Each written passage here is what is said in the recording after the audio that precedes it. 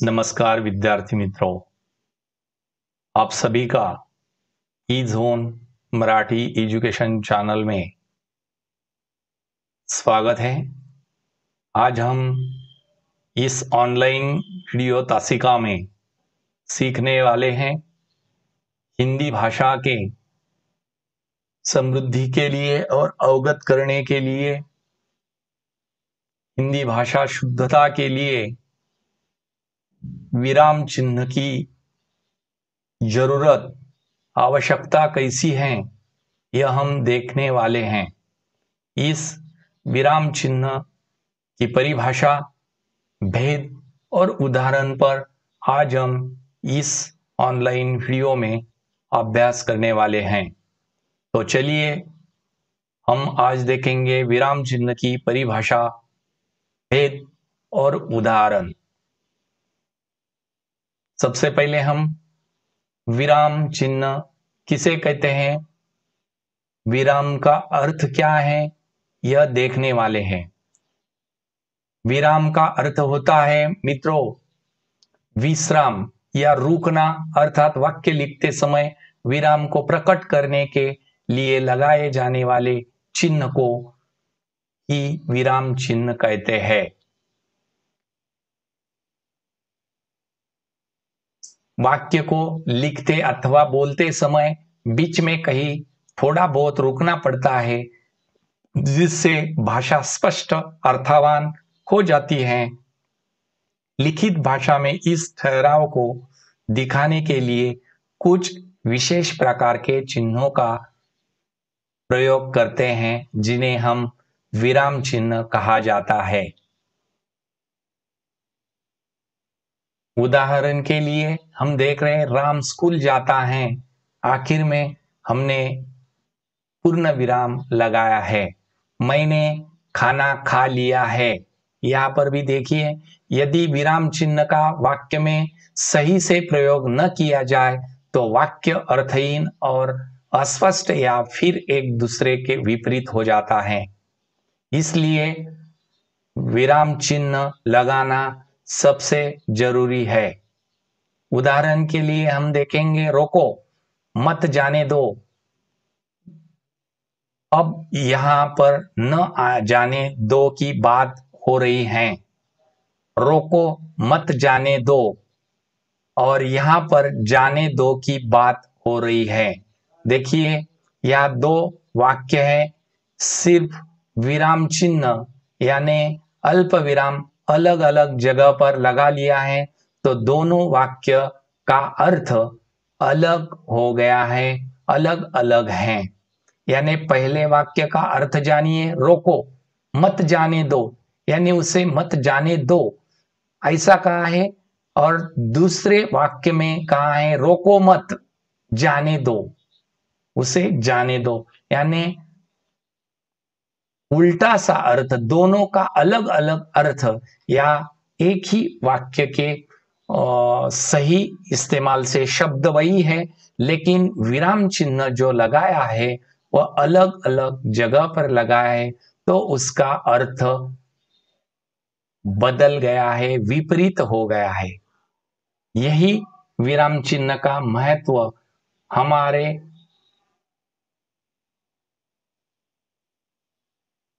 विराम चिन्ह के प्रकार, टाइप्स ऑफ विराम चिन्ह, हम अब विराम चिन्ह के प्रकार देखने वाले हैं। सबसे पहला प्रकार आता है विराम, पूर्ण विराम, फुल स्टॉप कहते हैं। और हिंदी में जो फुल स्टॉप रहता है उसका जो चिन्ह है यही दिखाया गया है। जब वाक्य खत्म हो जाता है तब वाक्य के अंत में पूर्ण विराम लगाया जाता है। देखिए उदाहरण के तौर पर देखेंगे, राम खाना खाता है, यहां पूर्ण विराम लगाए हैं। मोहन स्कूल जाता है, यहां पूर्ण विराम लगाया है। राम जा दोस्त मोहन है, राम का दोस्त मोहन है। मैंने अपना काम पूरा कर लिया, लिया के आगे पूर्ण विराम लगाया है। तो पूर्ण विराम कहाँ लगाते हैं, यह हम पहला प्रकार और दूसरा भेद जो देखने वाले हैं वह है अल्प विराम। अल्प विराम यानी कॉमा, अंग्रेजी में उसे कहते हैं। अल्प विराम का चिन्ह सामने दिया है। जहां थोड़ी सी देर रुकना पड़े वहां अल्प विराम चिन्ह का प्रयोग किया जाता है, अर्थात एक से अधिक वस्तुओं को दर्शाने के लिए अल्प विराम चिन्ह लगाया जाता है। उदाहरण के तौर पे राम, सीता, लक्ष्मण और हनुमान यह सभी भगवान के रूप में पूजे जाते हैं। यानी राम के आगे अल्प विराम, सीता के आगे अल्प विराम, यानी एक से अधिक वस्तु या व्यक्ति या पदार्थ जब हम लिखते हैं या बोलते हैं तभी हमें थोड़ी देर रुकना पड़ता है, वहां पर हमें अल्प विराम लगाने की जरूरत होती है। मैंने भारत में पहाड़, झरने, नदी, खेत, इमारत आदि चीजें देखी थी। यानी यहाँ देखिए, पहाड़ के आगे, झरने के आगे, नदी के आगे, खेत के आगे यहाँ विराम चिन्ह लगाया गया है। आगे का तीसरा भेद देखिए, उप विराम कहते हैं उसे, कॉलम कहते हैं उसे, कॉलन चिन्ह ऐसा है। कहाँ लगाते हैं? जब किसी शब्द को अलग दर्शाया जाता है तो वह पर उप विराम चिन्ह लगाया जाता है, अर्थात जहां पर किसी वस्तु या विषय के बारे में बताया जाए तो वहां पर उप विराम चिन्ह यानी यही चिन्ह का प्रयोग किया जाता है। उदाहरण के तौर पर देखेंगे हम कृष्ण के अनेक नाम, यहाँ उप विराम लगाया है। मोहन, श्याम, मुरली, कान्हा, यानी यहां लगाया है।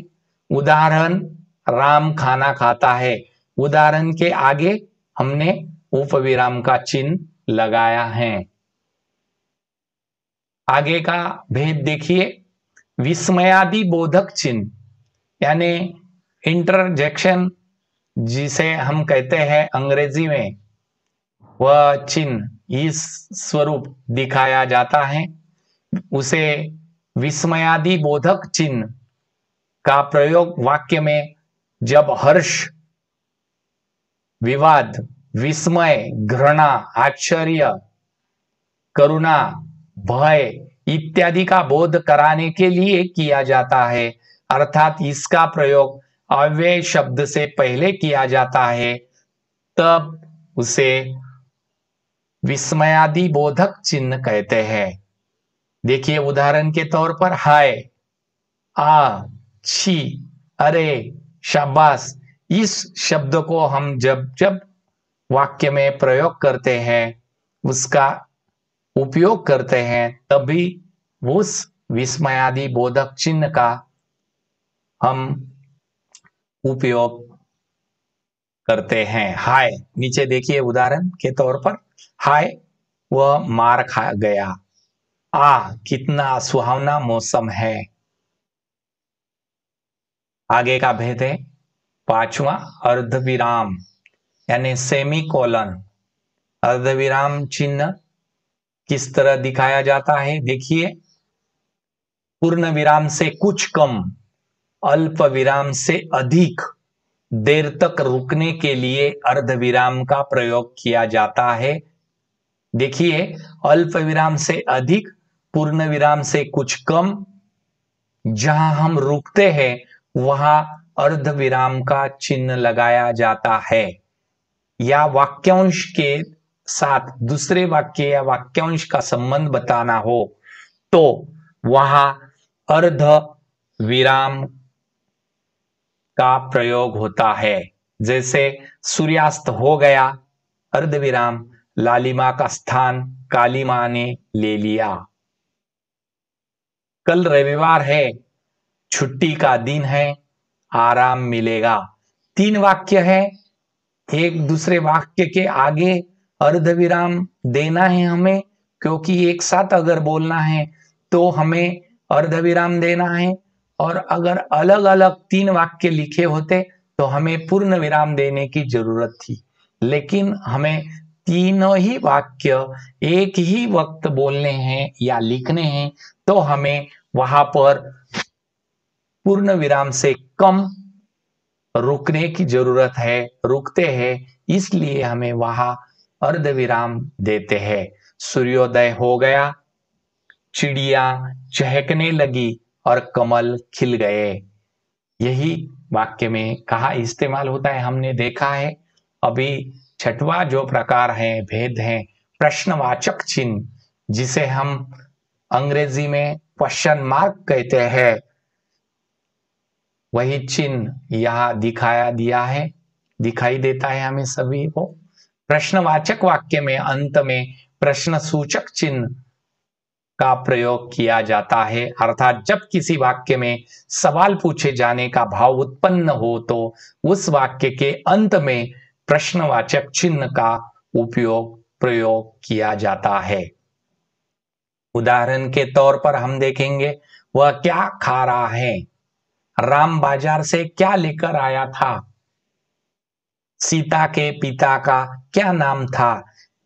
तीनों ही उदाहरण के तौर पर हमने वाक्य देखे हैं, उसमें प्रश्नवाचक यह वाक्य है, इसलिए वहां पर यही चिन्ह का उपयोग किया गया है।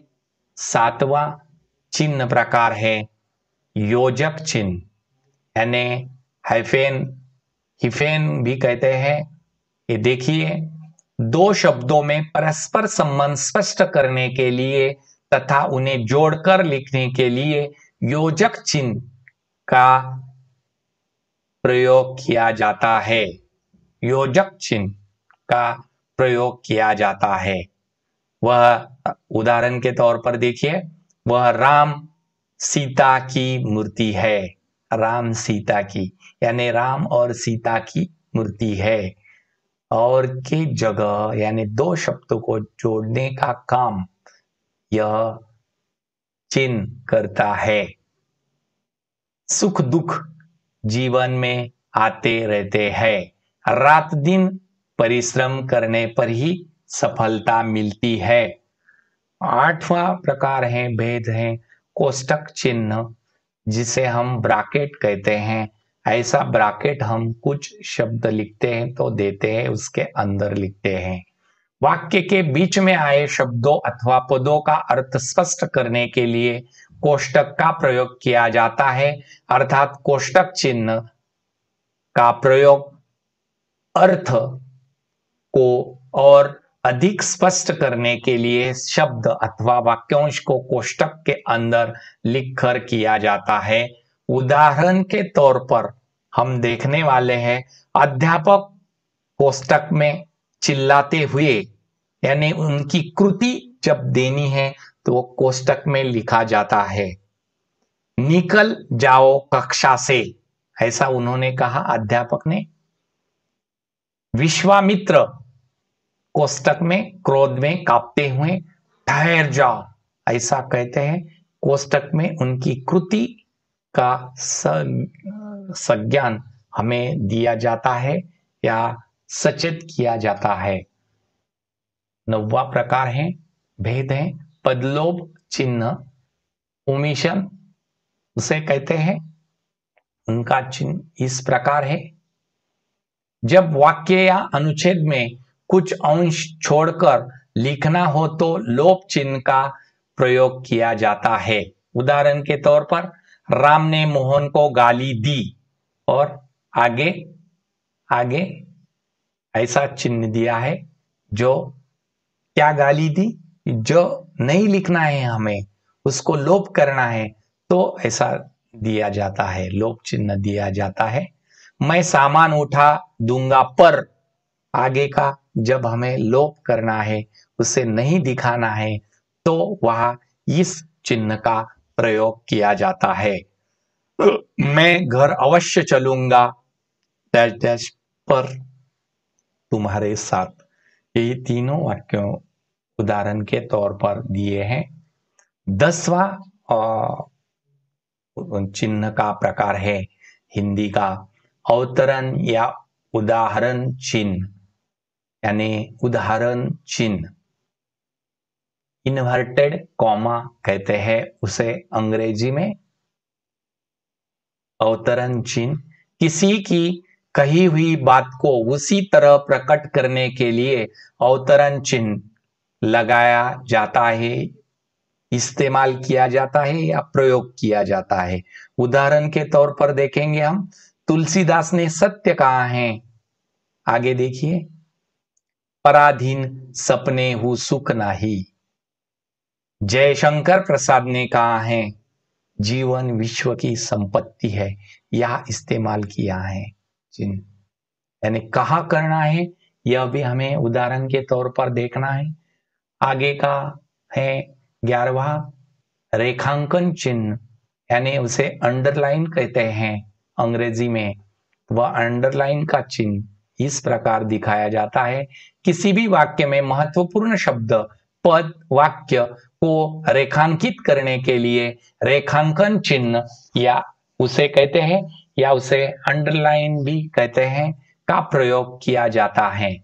उदाहरण के तौर पर हरियाणा और उत्तर प्रदेश को यमुना नदी पृथक करती है। यहां हम यमुना नदी के नीचे अंडरलाइन करेंगे तो आप सबके समझ में आ जाएगा। गोदान उपन्यास प्रेमचंद द्वारा लिखित सर्वश्रेष्ठ कृति है। यह हम प्रेमचंद के नीचे अधोरेखित करेंगे या रेखांकित कीजिए करेंगे। आगे का जो 12वां प्रकार है, भेद है, लाघव चिन्ह, इसे हम अब्रेविएशन साइन कहते हैं।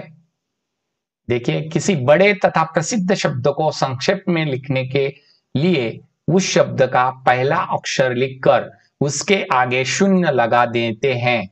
यह शून्य ही लाघव चिन्ह कहलाता है। जैसे डॉक्टर के लिए हम लिखते हैं डॉ और लाघव चिन्ह लिखते हैं, पंडित के लिए पं और लाघव चिन्ह, इंजीनियर के लिए इंजी लाघव चिन्ह देते हैं, उत्तर प्रदेश के लिए उ लाघव चिन्ह प्र ऐसा लिखते हैं, तभी इसका उपयोग किया जाता है। आगे का विवरण चिन्ह साइन ऑफ फॉलोइंग इस प्रकार दिया जाता है। विवरण चिन्ह कहते हैं उसे, का प्रयोग वाक्यांश के विषयों में कुछ सूचक निर्देश आदि देने के लिए किया जाता है। आम के निम्न फायदे हैं। कौन से फायदे? पहले यह चिन्ह लगाया जाता है, बाद में उसके फायदे आगे लिख जाते हैं। संज्ञा के 3 मुख्य भेद होते हैं, बाद में यही चिन्ह लगाया जाता है, चिन्ह दिया जाता है, विवरण चिन्ह। वचन के 2 भेद है, यह चिन्ह लगाया जाता है। विस्मरण चिन्ह या त्रुटिपूरक चिन्ह कहते हैं, यानी ऑब्लिवियन साइन उसे भी कहते हैं, विस्मरण चिन्ह कहते हैं, का प्रयोग लिखते समय किसी शब्द को भूल जाने पर किया जाता है। अगर हम लिखते समय या बोलते समय कुछ भूल गए तो यह चिन्ह का उपयोग किया जाता है। देखिए नीचे उदाहरण के तौर पर, राम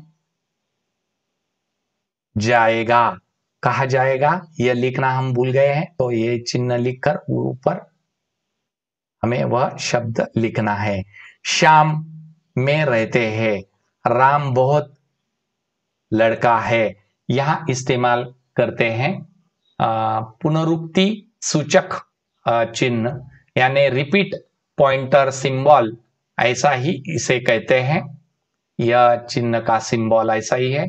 पुनरुक्ति सूचक चिन्ह का प्रयोग ऊपर लिखे किसी वाक्य के अंश को दोबारा लिखने से बचने के लिए किया जाता है। इसे हम अंग्रेजी में पॉइंटर सिंबल या डू करते हैं, वैसा लिखना है।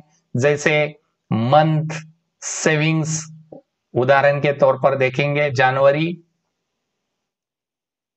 फरवरी, जनवरी और फरवरी, तो यहां उतनी ही है तो इसे लिखने की जरूरत नहीं, इस चिन्ह से उसे दर्शाया जाता है। दीर्घ उच्चारण चिन्ह, जैसे दीर्घ उच्चारण करना है हमें बहुत जोर से, ये लिखते समय या बोलते समय, तो इस चिन्ह का उपयोग किया जाता है। जब वाक्य में किसी विशेष शब्द के उच्चारण में अन्य शब्दों की अपेक्षा अधिक समय लगता है तो वहां पर दीर्घ उच्चारण चिन्ह इसका प्रयोग किया जाता है। उदाहरण के तौर पर 16 मात्राएं को एक मात्रा तथा एस को 2 मात्रा माना जाता है। यानी उदाहरण के तौर पर उन्होंने दिखाया है। आगे का जो भेद है, तुल्यता सूचक चिन्ह यानी इक्विवेलेंस इंडिकेटर सिंबल भी कहते हैं। यानी वाक्य में दो शब्दों की तुलना या बराबरी करने में तुल्यता सूचक चिन्ह का प्रयोग किया जाता है। अच्छाई बुराई, जब हम तुल्यता करते हैं तभी इस चिन्ह का उपयोग हम करते हैं। आखिरी जो है निर्देशक चिन्ह यानी डैश अंग्रेजी में कहते हैं उसे। डैश इस तरह दिखाया जाता है। निर्देशक चिन्ह का प्रयोग विषय विवाद संबंधी प्रत्येक शीर्षक के आगे, उदाहरण के पश्चात, कथोपकथन के नाम के आगे किया जाता है। उदाहरण के तौर पर श्री राम ने कहा, यह चिन्ह डैश लगाए, सत्य के मार्ग पर चलना चाहिए। जैसे डैश फल सब्जी मसाले इत्यादि निर्देशक चिन्ह दिया है। तो विद्यार्थी मित्रों, हमने सभी हिंदी के भाषा में लिखते समय या बोलते समय कौन से चिन्ह का प्रयोग किया जाता है, इस पर हमने विस्तृत से जानकारी ली है। आपके सभी यह प्रयोग आप करेंगे, अच्छी तरह से करेंगे और इसका आपको बहुत ही फायदा हो जाएगा। यही सोचकर हम इस ऑनलाइन वीडियो तासिका को अंत करते हैं। धन्यवाद।